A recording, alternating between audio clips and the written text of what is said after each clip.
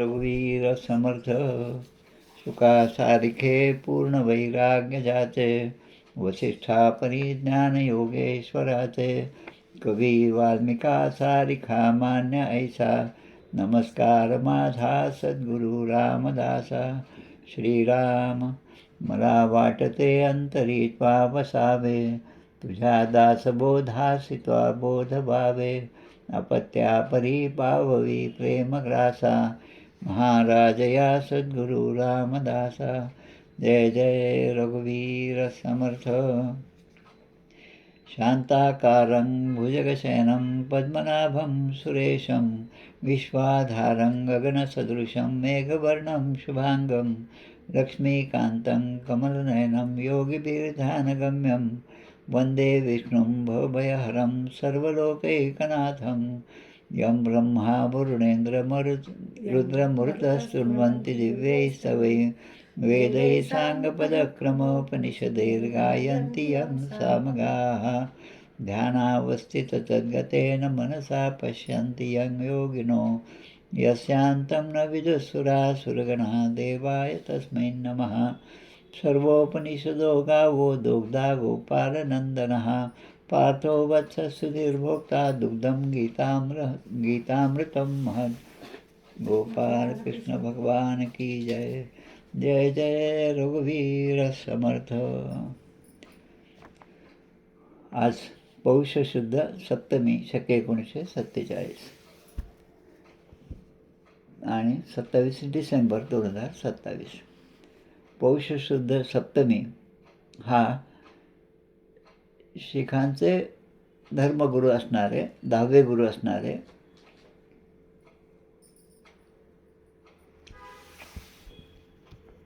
गुरु गोविंद सिंग यांचा आज जन्मदिवस, त्यांची आज जयंती आहे. शीख संप्रदायामध्ये जे 10 गुरु झाले गुरु नानकांपासून आद्य संस्थापक गुरु नानक, त्यांची नावं अशी गुरु नानक देव, गुरु अंगद देव, गुरु अमरदास, गुरु रामदास, गुरु अर्जुन देव, गुरु हरगोविंद सिंग, त्याच्यानंतर गुरु हरिराय, गुरु हरिकृष्ण, गुरु तेग बहादूर आणि गुरु गोविंद सिंग. गुरु तेग बहादूर आणि गुरु गोविंद सिंग हे जे आहेत, तेग बहादूर यांचे पुत्र असणारे गुरु गोविंद सिंग. आता यांच्याबद्दलचा जर आपण इतिहास पाहिला, अगदी जर खरंच जाणून घ्यायचं असेल तर हे 10ही गुरु जे आहेत ना, त्यांचं चरित्र अगदी वाचण्यासारखं असं आहे. 1.25 लाख में एक लढाऊ चिडियन मैं ते बाज तुड़ाऊ तबई गुरु गोविंद सिंग कहा हूँ.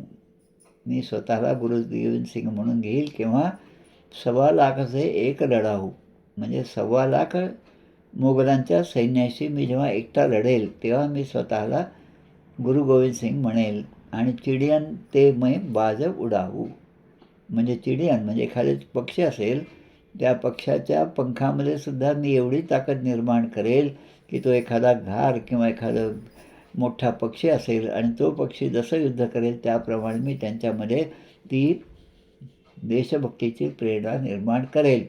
आणि असं केलं तेव्हा मी स्वतःला गुरु गोविंद सिंग असं म्हणेल, असं त्याने म्हटलेलं आहे. त्यांचं जे चरित्र पाहायचं असेल तर चमकौरचा युद्ध, चमकौर की लढाई हे जे आहे ना, ते जरूर पहा. यूट्यूबवर या सगळ्या गोष्टी असतात, आपण ते सगळं जाणून घेतलं पाहिजे. आणि त्यांना आपण जर वेगळं समजत असू तरी ही आपल्याकडून फार मोठी चूक आहे. आपल्या देशाच्या स्वाभिमानासाठी, रक्षणासाठी चमकौरची ही जी लढाई झाली त्यामध्ये 10 लाख मुसलमान होते आणि गुरु गोविंद सिंगांच्याकडून फक्त 40 असे निष्ठावंत असे सैनिक होते गुरु गोविंद सिंगांच्याकडून. आता ही जी लढाई ती अगदी पाहण्यासारखं आहे. जसं आता यांचा जन्म जो आहे तो पाटणा साहेब, पाटणा जे गाव आहे बिहारमधलं त्याला पाटणा म्हणतो आपण, पाटणा साहेब, 22 डिसेंबर 1666, म्हणजे आजचा दिवस पौष शुद्ध सप्तमी. त्यांची आज जयंती आहे. त्या जयंतीनिमित्त त्यांना विनम्र अभिवादन करू. तख्त पटना साहेब म्हणजे त्यांचं जे शिखांचे जे धर्मग्रंथ ठेवलेले असतात त्यासाठी तख्त असं म्हणतात. तख्त पटना साहेब, त्यांचे आईवडील म्हणे माता गुजरी देवी आणि वडील म्हणजे 9वे गुरु तेग बहादूर. हे जे तेग बहादूर आहे त्यांचंसुद्धा चरित्र खूप सुंदर असं चरित्र आहे. एकदा अकोल्यामध्ये योगायोगाने प्रमिलादेवी हॉलमध्ये कार्यक्रम होता. त्या कार्यक्रमाला प्रमुख पाहुणे आलेले नव्हते. तेव्हा मी नोकरीमध्ये होतो. तेव्हा मला त्यावेळेस फोन आला होता की तुम्ही आज येऊन बोलू शकता का? तर त्यामध्ये एक म्हटलं 5:30ला मी घरी येईल, 6:30पर्यंत मी पोचतो त्या ठिकाणी. आणि मग त्यावेळेस गुरु तेग बहादूर यांचं चरित्र सांगण्याचा योग मला आला. आणि त्यानंतर विद्यापीठाच्या कामानिमित्त दिल्लीमध्ये जेव्हा मी गेलो होतो, लाल किल्ल्याच्या समोर जे जैन मंदिर आहे त्याच्या बाजूला शीसगंज गुरुद्वारा आहे. शीसगंज गुरुद्वारामध्ये ज्या ठिकाणी गुरु तेग बहादूर यांचं शिर जे आहे ते शिर धडा वेगळं केलं होतं या मुसलमानांनी. आणि तो काळ होता जवळपास इंदिरा गांधीच्या गेल्यानंतर, त्यांना मारल्यानंतर, हत्या झाल्यानंतर तो एक 5-6 वर्षाचा काळ होता. आता मला पूर्ण चरित्र माहीत असल्यामुळे मी आतमध्ये जाऊन सगळं ते दर्शन घेतलं. खूप छान असा आनंद मला मिळाला. त्यांना नमन केलं. आणि मग आता नंतर जेव्हा मी सगळं वाचायला लागलो तेव्हा मग लक्षात आलं की हे जे गुरु गोविंद सिंग आहेत यांनी 10वे गुरु आहेत. त्यांनी सन 1699मध्ये बैसाखी म्हणजे खालसा पंथाची स्थापना केली. त्यांचे 4 मुलं होते, अजित सिंग, जुझार सिंग, जोरावर सिंग आणि फतेह सिंग. आता हे फतेह सिंग आणि जोरावर सिंग जे आहेत ते तर खरं म्हणजे 6 वर्ष 9 वर्ष असं त्यांचं वय होतं. पण त्यांना पण या औरंगजेबाने भिंतीमध्ये चिणून त्यांना मारलेलं आहे. अजित सिंग आणि जुझार सिंग हे तर मोठे होते, त्यामुळे 12, 15, 16 वर्षाचे होते. त्यांनीसुद्धा खूप निकराची लढाई दिली. जवळपास यांनी आपल्या पूर्ण आयुष्यामध्ये 14 युद्ध केले आणि 14 युद्धामध्ये ते जिंकले. गुरु तेग बहादूर हे जे आहेत ते अगोदर होऊन गेले, यांचे वडील आहेत ते. आणि यांना गुरु तेग बहादूर यांना हिंद की चादर ही पदवी मिळालेली आहे. असं ह्या शिखांचा गुरुद्वारा जो आहे तो आपल्याकडे प्रामुख्याने नांदेडमध्ये आहे. आता आमचं गाव रत्नागिरी हे नांदेड जिल्ह्यामध्ये असल्यामुळे लहानपणापासून नांदेडला गेल्यानंतर, जसं पंढरपूरला गेल्यानंतर पंढरी पांडुरंगाचं दर्शन घेतो, त्याप्रमाणे आम्ही दरवेळेस त्यांचं दर्शन घेत असतो. त्यांच्या प्रती आदरभाव व्यक्त करून आपण आजच्या या विषयाला सुरुवात करूया. आपला विषय चालू होता तो कठोपनिषद. आत्तापर्यंत 2 वल्ली म्हणजे पहिल्या अध्यायामधल्या 3 वल्ली, त्यापैकी 2 वल्ली आपल्या जवळपास संपत आलेल्या होत्या. त्या वल्लीचा थोडासा स्पर्श करून आपण आजचा भाग सुरू करूया. मागच्या वेळेस आपण एक पाहिलं, नायमात्मा प्रवचने लभ्यः न मेधया न बहुता श्रुतेन येम वैश्य वृणते तेन लभ्यः तस्तेष आत्मा विवृणते तनुं स्वाम. अयम आत्मा, हा जो परमात्मा आहे त्याची प्राप्ती कशी होईल असा एक प्रश्न त्या नचिकेताने यमराजांना विचारला होता. आणि तेव्हा ते यमराज म्हणतात की तुला एवढ्या मोठ्या गोष्टीची काय गरज आहे, तुझं वय किती लहान आहे आणि या गोष्टी मिळून तुला काय प्राप्त होणार आहे. मी तुला सगळं धन दौलत द्यायला तयार आहे, पण ते तू सगळं नाकारलेस आणि असे प्रश्न तू विचारत आहेस, याबद्दल मला खूप आश्चर्य वाटतं. मग ते म्हणतात नुसत्या प्रवचनाने हा परमात्मा प्राप्त होत नाही. आता प्रवचनात आपण हे सांगत आहे, तुम्ही ऐकत आहात, सगळीकडे प्रवचन कीर्तन होत असतात, त्याबद्दल म्हणतात की नुसत्या प्रवचनाने ते समजत नाही. समजलं असं वाटतं, त्याचा आभास होतो, पण मुख्य तत्त्व परमात्मा तत्त्व जे आपल्याला समजत नाही. न बहुता श्रुतेन म्हणजे भरपूर श्रवण ज्या माणसाने केलं, तो जरी सांगत असेल की मी हे ऐकलं, ते ऐकलं, उपनिषद ऐकलं, गीता ऐकलं, भागवत ऐकलं, सगळं ऐकलं, तरी त्याला तो परमात्मा समजत नाही. आणि मग एषः हा वृणुते. आणि मग कोणाला समजतं, ज्याला परमात्मा स्वतः स्वीकार करतो, ज्याचा परमात्मा स्वीकार करतो त्यालाच ते परमात्म तत्त्व समजू शकते. कारण तो स्वतः त्याच्याकरता त्याच्या ठिकाणी प्रगट होतो. आता यासाठी 2-3 गोष्टी दिले की ज्या परमेश्वराचं मी वर्णन करत आहे किंवा शास्त्राभ्यास किंवा प्रभावी भाषेत खूप प्रवचन कीर्तन केलं तरी त्याला ते प्राप्त होत नाही. एखादा तर्कशील असेल, खूप गोष्टींचा अभ्यास आहे आणि चांगला कुशलतेने तो अभ्यास करतो आणि इतरांना पण सांगतो, त्याला पण त्याच्या बुद्धीमध्ये सुद्धा ते परमात्मा प्रगट होत नाही. आणि काही जे असतात की परमार्थाविषयी काही ना काही श्रवण करतात, म्हणजे नुसतं आयुष्य घालवत नाही, पण काही ना काही श्रवण करतात, त्यांनासुद्धा तो प्राप्त होत नाही. पण कोणाला प्राप्त होतं की ज्यांच्या मनामध्ये परमात्म्याच्या भेटीची उत्कट इच्छा आहे.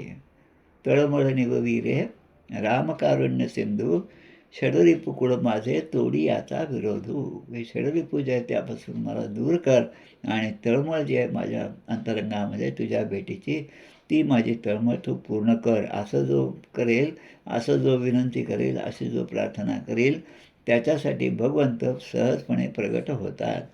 आणि त्यासाठी काय असतं, काय लागतं, तर त्या भगवंताची कृपाच पाहिजे. कारण तो फक्त साधनेने प्राप्त होत नाही. म्हणजे आपण सगळी साधना केली, तीही साधनांचे बहु कष्ट केले. नवे कार्य करता भूमी भार झालो, तुझा दास मी व्यर्थ जन्माचे आलो, असं समर्थ म्हणतात. म्हणजे कित्येकाने आत्तापर्यंत किती साधू संत होऊन गेले, कितीतरी त्यांनी तप केलं, कितीतरी प्रकारचं आचरण केलं, शरीराला कष्ट दिले, पण तरी त्यांना तू प्राप्त झाला नाहीस. आणि पुढच्या श्लोकात म्हणतात, नावरितो दुश्चरितन अशांतो ना समाहिता ना अशांत मानसो वापी प्रज्ञानेन आपनुयान. आता प्रज्ञानेनं म्हणजे सूक्ष्म बुद्धी ज्याचा जो आहे त्याला तो प्राप्त होतो का? आणि तो प्राप्त झाल्यावर त्याची खूण काय? तर तो प्राप्त झाला तर माणसाचं मन शांत झाले पाहिजे, विषयाकडची धाव कमी झाली पाहिजे, पण असं होत नाही. आता याचं कारण काय आहे की जो माणूस वाईट आचरणापासून विरक्त होत नाही. आता वाईट आचरण म्हणजे प्रत्यक्ष आचरण घडलं पाहिजे असं नाही. जो मनापासून विषयापासून विरक्त झाला, नको बाबा आता विषय खूप झाले, असं ज्याला शेवटी वाटतं आणि जो विवेकबुद्धीकडे वळतो त्यालाच तो प्राप्त होतो, इतरांना प्राप्त होत नाही. तसंच ज्याचं मन संसारामध्येच भरकटत आहे त्यालासुद्धा तो प्राप्त होत नाही. कारण संसारामध्ये भटकण्याने चित्ताची एकाग्रता ही भंग पावते. ज्याचं मन, बुद्धी आणि इंद्रिय स्वतःच्या नियंत्रणामध्ये नाहीत, असा माणूस कितीही बुद्धीने आत्मविचार केला तरी त्याला परमात्मा प्राप्त होत नाही. आणि म्हणून या दुसऱ्या बोलीच्या शेवटच्या श्लोकामध्ये म्हणतात, यस्य ब्रह्मच क्षेत्रंच उभे भवत ओदनः मृत्युर्यस्योपसेचनंच क इत्था वेद यत्र सहा. मागच्या साचा अर्थ आपण पाहिला होता की संहारकाळी या सृष्टीचा जेव्हा सर्व संहार होईल त्यावेळेस या परमेश्वराचे ब्रह्मच क्षत्रंच, जे ब्राह्मण आणि क्षत्रिय आहेत हे दोघेही, अर्थात सगळेच प्राणीमात्र जे आहेत ते सगळेच, म्हणजे हे ब्राह्मण आणि क्षत्रिय फक्त नीट राहतील त्या प्रलय काळामध्ये आणि बाकीचे सगळे मरून जातील, ते नाश पावतील असा अर्थ नाही. पण हा यमराज किंवा हा जो काळ आहे तो सगळ्यांचंच भोजन करून टाकतो. म्हणजे तो सगळ्यांनाच काय गिळंकृत करतो. आणि मग उपसेचनम, जसं जेवणामध्ये मुख्य जेवण आपलं असतं आणि चटणी भाजी हे आपण तोंडी लावतो, तसं ते तोंडी लावल्यासारखं तो सगळ्यांनाच खाऊन टाकतो. आणि म्हणून त्याला जाणणं हे फार अवघड आहे आणि ते जाणण्याची इच्छा तुझ्या मनामध्ये आहे. त्यामुळे तुला आता मी हे सगळं हळूहळू सांगतो, जेणेकरून तुला हे लक्षात येईल आणि तुला समजेल, असं म्हणत तो पहिला दुसरी वल्ली जी आहे ती त्या ठिकाणी पूर्ण होते. आता तिसऱ्या वल्लीकडे आपण प्रवेश करीत आहोत. आता आपण लक्षात आलं असेल, वल्ली म्हणजे काष्ट म्हणजे लाकूड, त्या लाकडाची वल्ली म्हणजे त्याच्यावर असलेली एखादी वेल, त्याच्या आधाराने वर चढणारी वेल. 3 वल्ली पहिल्या अध्यायामध्ये आहेत, दुसऱ्या अध्यायामध्ये 3 वल्ली आहेत. तर पहिल्या अध्यायातली तिसरी वल्ली जी आहे त्याची आपण आज सुरुवात करत आहोत. आता या वल्लीमध्ये मुख्य जो श्लोक आहे तो श्लोक असा आहे, ऋतं पिबंतौ सुकृतस्य लोके गुहां प्रविष्टौ परमे परार्धे छाया तपौ ब्रह्मविदो वदन्ति पंचाग्नयो ये च तृणाचिकेताः. ऋतं पिबंतौ, आता यामध्ये 3-4 शब्द महत्त्वाचे. पिबंतौ प्रविष्टौ, त्याच्यानंतर छाया तपौ, हे जे औ शब्द आहेत ना, हे संस्कृतमध्ये हे काय द्विवचनी शब्द आहेत. त्यामुळे या ठिकाणी पिबंतौ म्हणजे अहम पिबामी, सहा पिबती, म्हणजे तो पितो, अहम पिबामी मी पितो. तसं पिबंतौ जो शब्द आहे तो याच्यासाठी आहे की दोघेजण या ठिकाणी आहेत. आता ते दोघे म्हणजे कोण याचा विचार या ठिकाणी या तृतीय वल्लीमध्ये केलेला आहे. दोघे म्हणजे जीवात्मा आणि परमात्मा. जीवात्मा आणि परमात्मा यांचं जे स्वरूप आहे ते हळूहळू वर्णन करून सांगितलेलं आहे.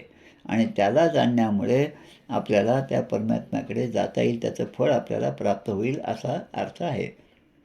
आणि म्हणून पण ते कोणामुळे प्राप्त होईल तर त्या भगवंताची कृपा झाली तरच प्राप्त होतं. हे अगदी काय म्हणतात त्याला ज्ञानबाची मेघ म्हटल्यासारखं आहे.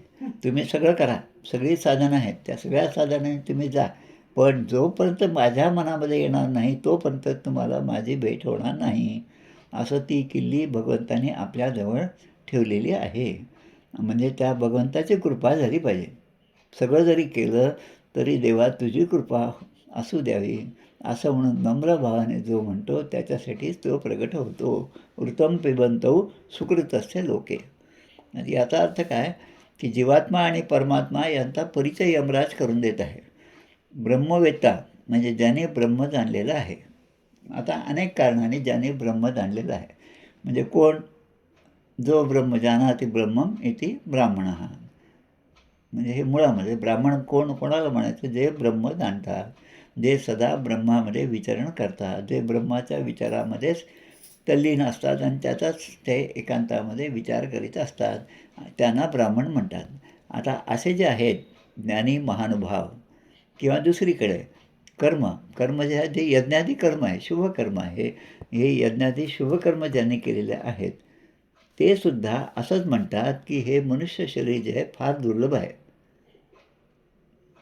दुर्लभम मानुषम देहो. हे मनुष्य शरीर खूप दुर्लभ आहे. आता ते दुर्लभ आहे कशामुळे? दुर्लभो मानुषो देहो आणि देहीनाम क्षणभंगूर. अनेक आत्तापर्यंतची कर्म केली, ते ब्रह्मवेत्ता एखादा ज्ञानी असेल किंवा एखादा यज्ञादी शुभकर्म करणारा असेल, होता अध्वर्यू हे सगळे असतील जे यज्ञामध्ये सहाय्य करतात आणि अनुष्ठान करतात, ते सगळे आस्तिकच आहेत, पण त्यांनाही तो प्राप्त होत नाही. पण हा नरदेह हा दुर्लभ आहे. दुर्लभो मानुषो देहो देहीनाम क्षणभंगुरः तत्रापि दुर्लभम मन्ये वैकुंठ प्रियदर्शनम. हा जो श्लोक आहे श्रीमद्भागवतामधल्या 11व्या स्कंधामधला हा श्लोक आहे. आणि त्यामध्ये तेच सांगतात की मनुष्य देह हा दुर्लभ आहे हे तर ठीक आहे, खूप कष्टाने हा देह प्राप्त आपल्याला झालेला आहे. बहुधा जन्माचा शेवट नरदेह सापडे अवचट. आता एवढं सांगितलं तरी पण नीती न्यायाने वागावं असं ज्यांना समजत नाही ते मात्र पुन्हा जन्ममरणाच्या फेऱ्यामध्ये अडकतात. तत्रापि दुर्लभम म्हणणे वैकुंठ प्रियदर्शनम. आधी शरीर प्राप्त झालं हेच मोठं दुर्लभ आहे. आता त्यामध्ये वैकुंठ प्रियदर्शनम, वैकुंठवासी भगवंताचं दर्शन होणं हे अजूनही दुर्लभ आहे. आणि म्हणून या नचिकेताला ते सांगतात की ऋतम पिबंतौ सुकृतस्य लोके गुहां प्रविष्टौ परमे परार्धे. प्रविष्टौ पिबंतौ म्हणजे दोघांसाठी, जीवात्मा आणि परमात्मा. आणि छाया तपौ ब्रह्मविदो वदंती. ब्रह्मविद ब्रह्म जाणणारे. आता इथे एक उपमा दिली छाया आणि आतप. छाया तपौ, तपो म्हणजे काय? उष्णता जाणवते असं नाही. छाया आणि आतप. आतप म्हणजे सूर्याची उष्णता, छाया म्हणजे सावली. आता सूर्याच्या उष्णतेमध्ये आपण जाऊन बसतो तेव्हा ती उष्णता आपल्याला जाणवते आणि तेच आपण घरामध्ये आल्यावर ती उष्णता जाणवत नाही, कारण त्या ठिकाणी सावली असते. आता जिथे सावली आहे तिथे उष्णता नाही, तिथे सूर्य नाही असं होईल का? असं होत नाही. म्हणजे तुम्ही सावलीमध्ये असा किंवा प्रत्यक्ष सूर्याच्या प्रकाशामध्ये असा, तो सूर्याचा प्रकाश सगळीकडे प्रकाशमान आहे. त्याच्या सत्तेवर सगळ्या गोष्टी चालतात. एवढंच काय, माणसाचं जे नॉर्मल टेम्परेचर असतं 98.4, हे नॉर्मल टेम्परेचर जे आहे ते जोपर्यंत मेंटेन होतं, जोपर्यंत ते स्थिर राहतं, तोपर्यंत आपल्या तब्येती चांगल्या राहतात. खूप ताप आला तरी तब्येत बिघडते आणि खूप शरीर थंड झालं तरी पण ती तब्येत बिघडते.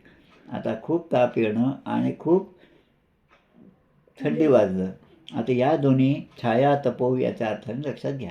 झाड आहे, झाडाची सावली आहे, खूप ऊन आहे म्हणून झाडाच्या सावलीत जाऊन बसलो, तिथे गेल्यावर खूप छान वाटलं. आता ते छान वाटणं जे आहे ते सुद्धा त्या सूर्याच्या अधिष्ठानावरच आहे. जरी सावलीमध्ये असलो तरी तिथे उजेड असतोच, तिथे सूर्यप्रकाश असतोच. तो सरळ सरळ नसेल पण त्या ठिकाणी सूर्याच्या प्रकाशानेच आपल्याला हे सगळं दिसतं. रात्रीच्या वेळेस, दिवसा आपण हे सगळं पाहू शकतो.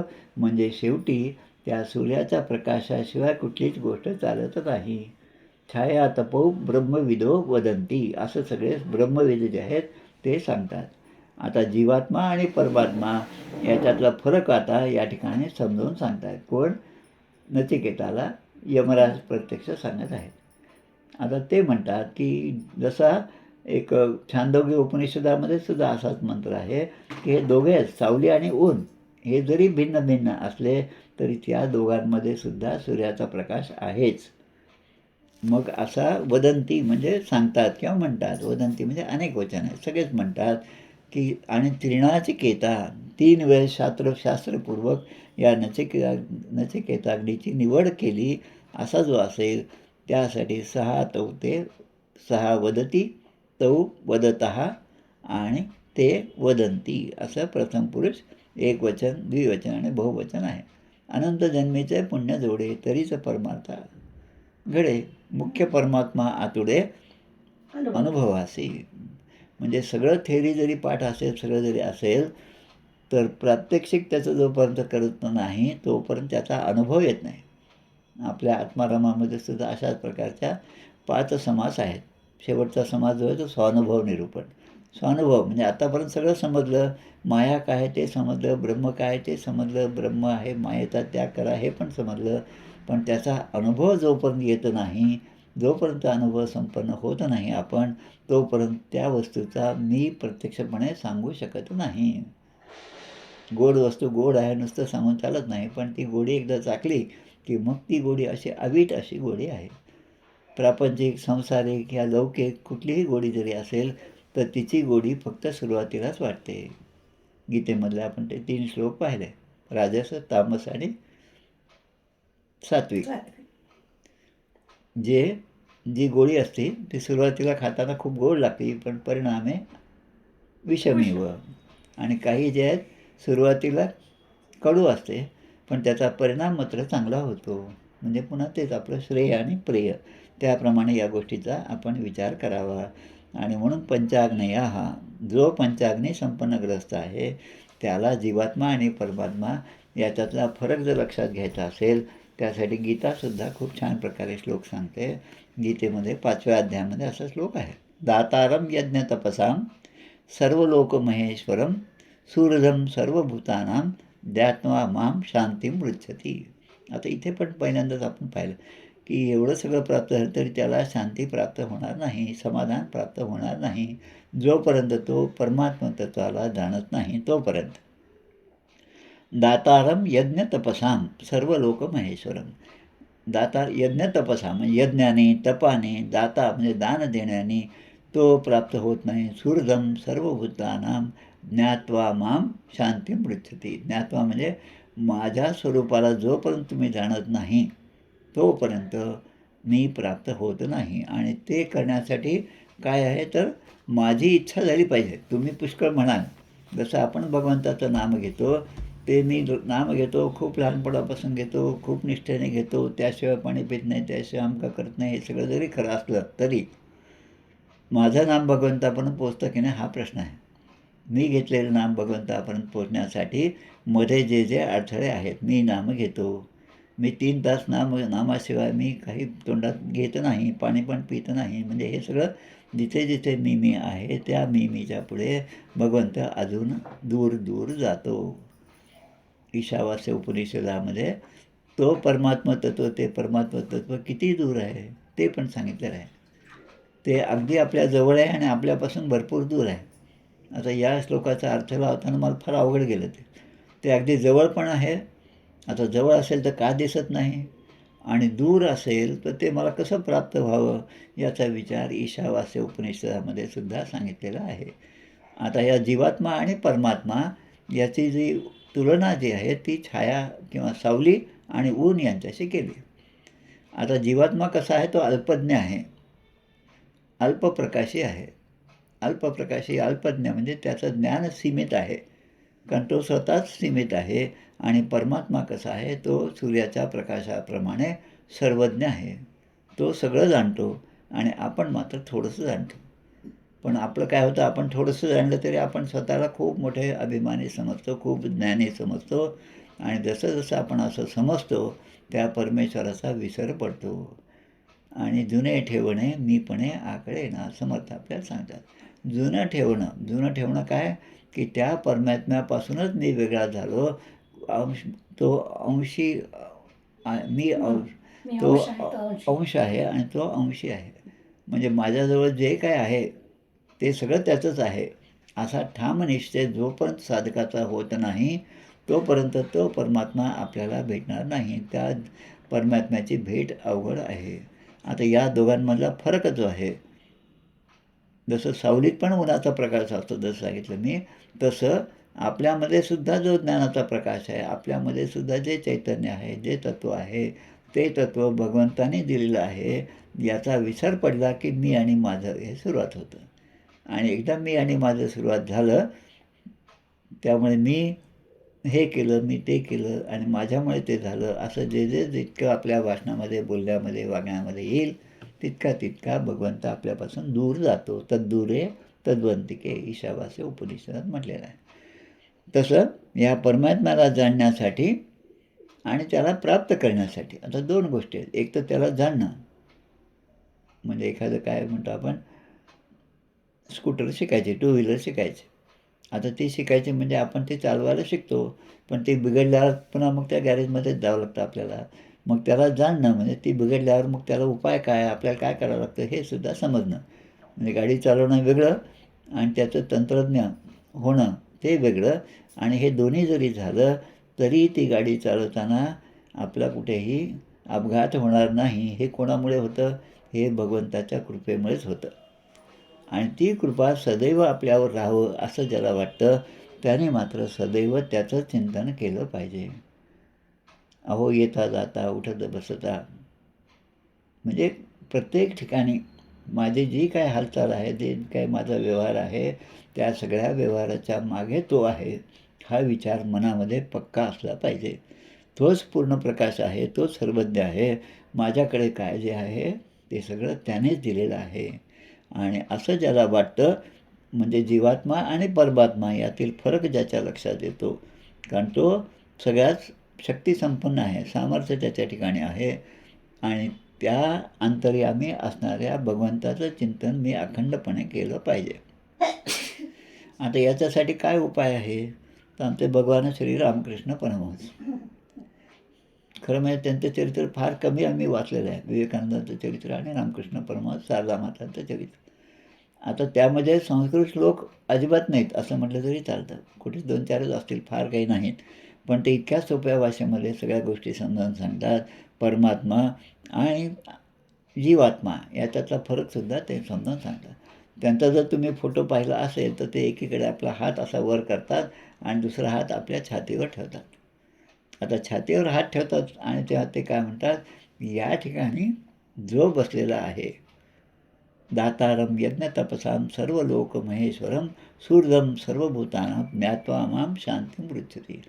या ठिकाणी जो माझ्या इथे बसलेला आहे तो मला सांगत आहे आणि तो जसं सांगत आहे तसं मी तुला सांगत आहे, असं भगवान श्रीरामकृष्ण परमहंस आपल्या शिष्याला सांगायचे. शिष्योत्तम असणारं नरेंद्र त्याला ते समजावून सांगायचे. म्हणजे ते सुद्धा असं मानत होते आणि त्यांचा ठाम विश्वास होता की प्रत्यक्ष आता इकडे नरेंद्र असा की ज्याने कधी देवपूजा पण केलेली नाही, देवावर विश्वास पण ठेवला नाही आणि त्याची भेट अशाच माणसाशी झाली की ज्यांना देवपूजेशिवाय दुसरं काही समजत नाही. आणि तरी पण त्यांची गुरुशिष्याची जोडी जमली. याचं कारण काय की ती भगवंताची कृपा. अमेरिकेत जाऊन तुला प्रचार करायचा वगैरे सांगितल्यावर ते म्हटलं की काय कसं करायचं मला काय माहिती, तू नाही तुझे हाडं प्रत्यक्ष कालीमाता त्यांच्याकडून हे सगळं करून घेईल असा दृष्टांत त्यांना झाला. आणि ते जेव्हा अमेरिकेला गेलं तेव्हा रामकृष्ण परमहंस नव्हते, पण कालीमातेने दिलेला दृष्टांतापणे त्याने सगळं तो दिग्विजय केलेला आहे. म्हणजे जोपर्यंत भगवंताची इच्छा होत नाही तोपर्यंत त्याला जाणणं अतिशय अवघड आहे, कोणीच जाणू शकत नाही असं यांचं म्हणणं आहे या ठिकाणी. आता पुढचा जो श्लोक आहे, आता यमराजा आता नचिकेताला सगळं समजावून सांगतात. य सेतुरी जानानाम अक्षरम ब्रह्म यत्परम अभयम तितीर्षतां पारम नचिकेत शकेमही. आता यामध्ये काय एक म्हणजे तुम्ही काही ठिकाणी पाहिलं असेल तर एक चिन्ह असतं असं चंद्रासारखं, जसं ओमच्या वर आपण करतो एक अर्धचंद्र, त्याच्यावर एक डॉट असतो आणि खाली एक हलंत रेष असते. त्याचा उच्चार जो आहे तो गुम असा करायचा असतो. जे वेद पठण करतात ते अशा प्रकारे गुम असा उच्चार करतात. पण आता आपल्याला तसं शास्त्राच्या अर्थाने तर काही पठण करायचं नाही, पण आपल्याला तो अभ्यास करायचा, वाचायचं. त्यामुळे आपण तसं नाही म्हणलं तरी चालतं. इथे नाचिकेतम शकेमही याच्यामध्ये तो गुम असा शब्द आहे. आता इजानानाम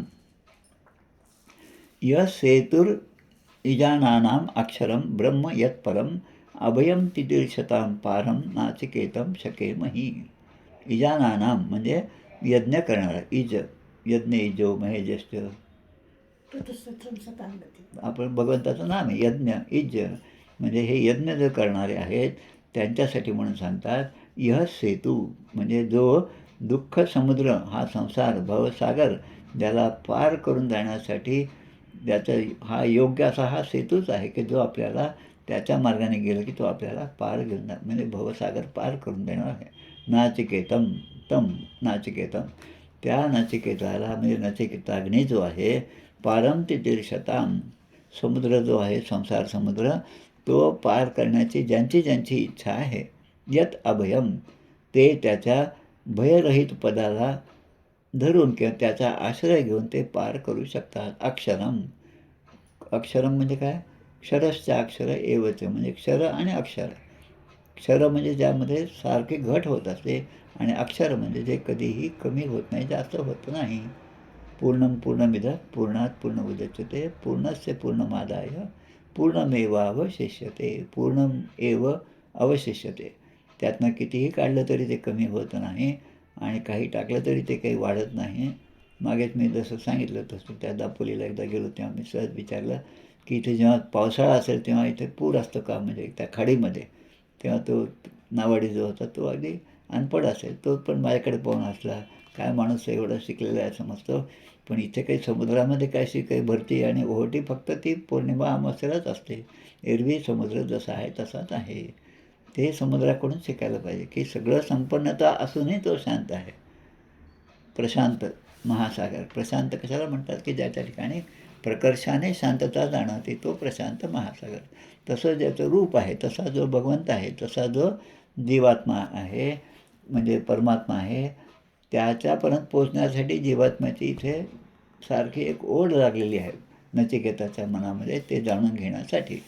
आणि म्हणून त्या ठिकाणी ते म्हणतात की इजानानाम, आणि मग म्हणतो यत अभयम, तो अभय असं भयरहित ते पद आहे, ते अविनाशीसुद्धा आहे. परमब्रह्म, त्या परमब्रह्म पुरुषाला जाणण्यासाठी आणि त्याला प्राप्त करण्यासाठी तुम्ही आम्हाला समर्थ करा, म्हणजे तुम्ही आम्हाला शक्ती द्या. यमराज सांगतात की ते जे पद आहे ते प्राप्त करण्यासाठी आणि हा भवसागर तरून देण्यासाठी तुमचा आशीर्वाद जो आहे तो जोपर्यंत प्राप्त होत नाही तोपर्यंत आम्ही ते जाणू शकत नाही. म्हणून आता तुम्ही काय द्या, आम्हाला ते सामर्थ्य द्या की ज्यामुळे आम्ही निष्काम भावाने यज्ञादी कर्मविधीला चांगले जाणू शकू. आता इथे प्रत्येक शब्द महत्त्वाचा, निष्काम भावाने, आणि आपलं सगळं सकाम आहे. आणि सकाम जे आहे ते सगळं तुच्छ आहे असं समर्थ म्हणतात, आणि निष्काम जे आहे तेच खरं श्रेष्ठ आहे. आता यज्ञादी कर्मविधी, आता यज्ञ करायचं म्हणजे त्याला विधी आहे, त्याला नियम आहेत, त्याचं आचरणशुद्धी पाहिजे, त्याच्यातली मनाची शुद्धी पाहिजे, त्यामध्ये विचाराची शुद्धता आहे. इकडे यज्ञ पण करता आहे, इकडे दुसऱ्यांना रागवत पण आहे, हे दोन्ही चालत नाही. जसं या ठिकाणी आपण सुरुवातीलाच पाहिलं, या ठिकाणी वाजश्रवस यज्ञ केला आणि तो यज्ञ केल्यानंतर आता त्यांनी दान द्यायचं. यज्ञ झालं की दान आहे, यज्ञ दान तपश्चैव. तर दान द्यायच्या वेळेस मात्र चांगल्या चांगल्या गोष्टी स्वतःकडे ठेवल्या आणि ज्या वाईट आहेत, खराब झालेल्या आहेत, त्या सगळ्या दुसऱ्याला देऊन टाकल्या. म्हणजे आता दान द्यायचं तर घरातली अडगड जरा कमी होईल म्हणून दान द्यायचं, अशा विचारानं जर दान दिलं तर आपण केलेल्या कर्माचं फळ आपल्याला मिळत नाही. आता हे त्या 8 वर्षाच्या नचिकेताला समजलं आणि म्हणून त्यांनी त्या आपल्या वडिलांना त्या ठिकाणी थांबवलं. हे तुमचं दान देणं बरोबर नाही. ज्या उद्देशाने तुम्ही यज्ञ केला तो उद्देश सफळ होणार नाही. त्यामुळे तुम्हाला कोण प्रिय आहे त्याचं तुम्ही दान करा. जसं हे फतेहसिंग जोरावर सिंग गुरु गोविंद सिंगाचे 2 मुलं, अगदी 5 आणि 7, 8 वर्षाचे मुलं, त्यांनी स्वतःहून म्हटलं की तुम्हाला सगळ्यात चांगलं आणि प्रिय कोण असेल तर आम्ही दोघेच आहोत. आता मोठे 2 भाऊ गेलेले आहेत आणि हे 2 लहान भाऊ असं म्हणत आहेत.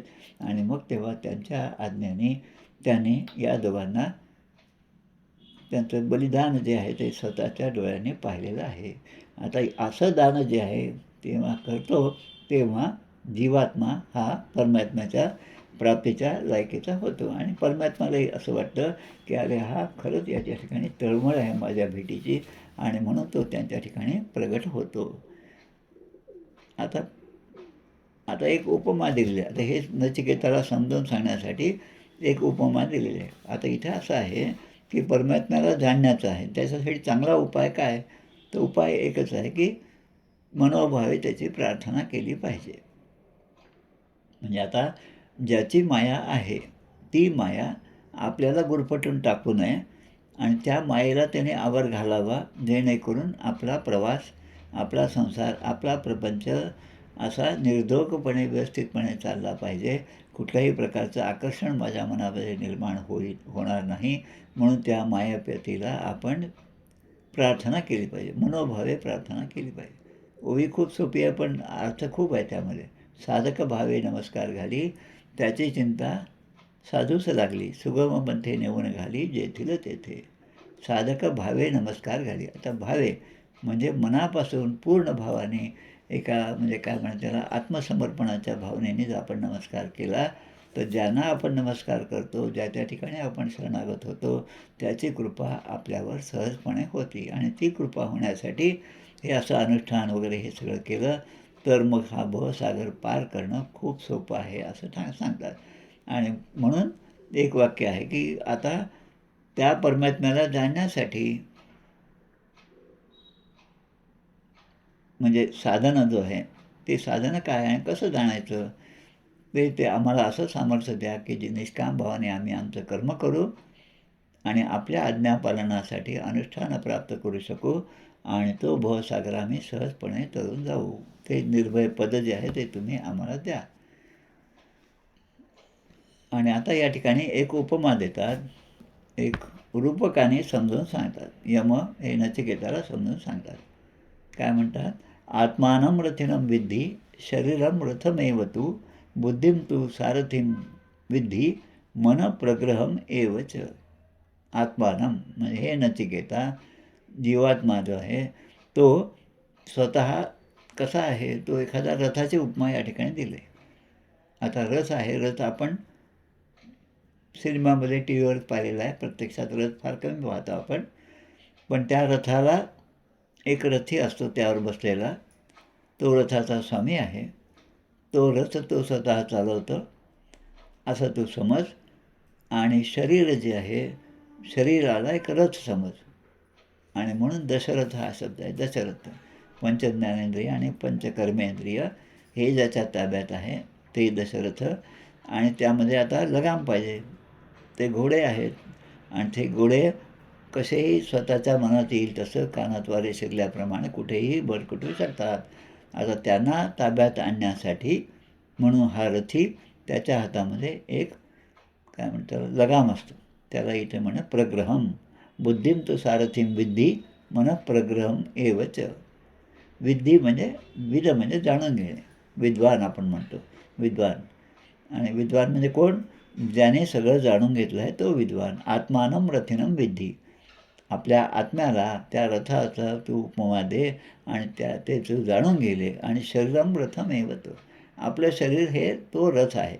आता रथामध्ये बसल्यानंतर तो लगाम आपल्या हातामध्ये ठेवल्यानंतर, त्या घोड्यांवर नियंत्रण केल्यानंतर जसा तो रथी इच्छित स्थळी जाऊन पोचू शकतो, तसं या रथाच्या उपम्याने हा शरीर हे रथासारखं आहे.